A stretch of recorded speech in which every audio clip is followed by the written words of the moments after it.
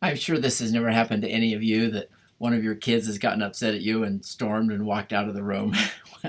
Well, it happens in my home, sadly.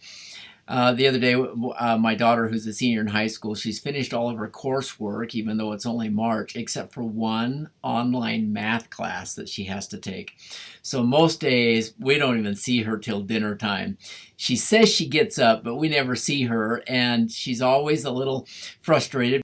Online math is online math.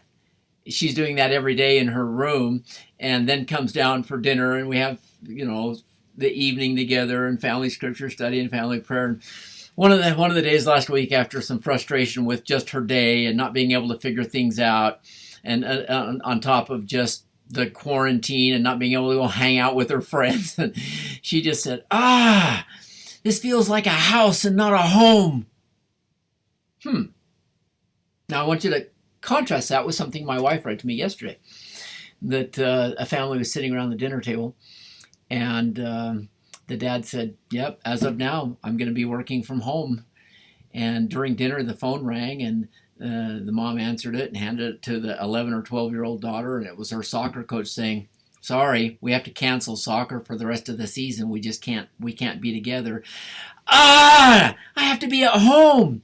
And the mom said, I had temporary work, and I have not lost my job in food services because all of the restaurants are closed, so I have to be at home. One of the other kids said, I hate this, always being at home. Then the little 7-year-old girl said, do you know what you all said that's in common? We're all at home. Hadn't thought of that. Now, my daughter and I were on good terms, and she's since resolved and said, I know, I just upset. And she said, I love being home, and I love being with family. I have no idea. I have no idea how God views the current worldwide quarantine and all that's going on with earthquakes and all those crazy things. But here's one way that it wouldn't surprise me if God does see it this way. Okay? You guys are all about individuals. YOLO, you only live once. It's all about me, me, me.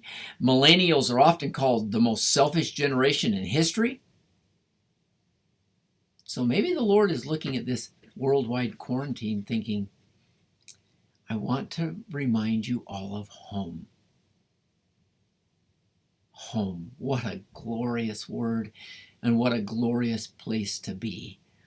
I hope and I pray that we will all, through whatever the circumstances derive for us during this crazy time on the earth, even when the quarantine is over, that we will rejoice in being home, and that we will love being around those who are with us at home.